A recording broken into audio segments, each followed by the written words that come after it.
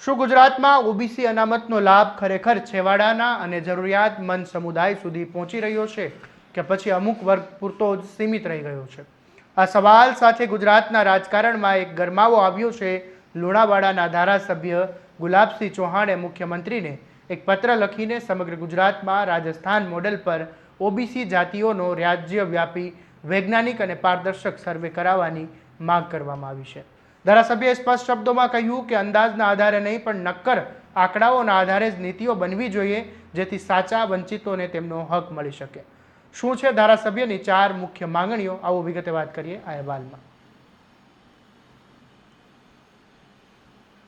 નમસ્કાર, હું છું આસિફ કાદરી અને સ્વમાન સાથે તમારું સ્વાગત છે.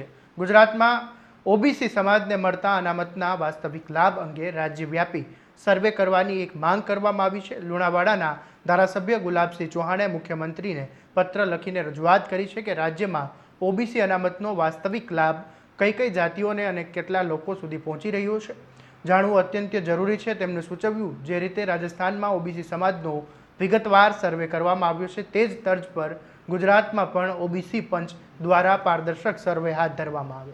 ધારાસભ્ય ગુલાબસિંહ ચૌહાણે પત્ર મારફતે સરકાર સમક્ષ 4 મહત્વપૂર્ણ મુદ્દાઓ મૂક્યા છે, જેમાં પહેલો મુદ્દો મૂક્યો છે કે રાજ્યવ્યાપી સર્વે ઓબીસી પંચ દ્વારા સરકારની દેખરેખ હેઠળ સમગ્ર રાજ્યમાં પારદર્શક રીતે કરવામાં આવે. બીજો મુદ્દો તેમણે કહ્યું છે કે વૈજ્ઞાનિક ડેટા અને શિક્ષણ અને સરકારી રોજગાર અને અનામતના લાભો અંગેનો પણ જાતિવાર ડેટા વૈજ્ઞાનિક રીતે એકત્ર થાય. ત્રીજું તેમણે કહ્યું છે કે પરિણામો જાહેર કરવામાં આવે અને સર્વેના ચકાસાયેલા આંકડા લોકો સમક્ષ સાર્વજનિક રીતે કરવામાં આવે. ચોથી, વંચિતોને ન્યાય આપવામાં આવે. આંકડાઓના આધારે જ સમુદાય હજુ સુધી વિકાસના લાભથી વંચિત રહ્યા છે, તેમને પ્રાથમિકતા આપીને નવી નીતિઓ ઘડવામાં આવે.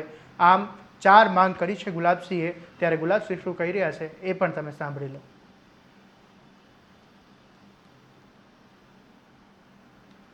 ગુજરાત સરકારમાં મુખ્યમંત્રીશ્રીને મેં ઓબીસીમાં જ્ઞાતિઓના વર્ગીકરણ વિશે મેં મુખ્યમંત્રીશ્રીને કાગળ લખ્યો છે. ઓબીસીમાં 147 જેટલી જ્ઞાતિઓ આવેલી છે.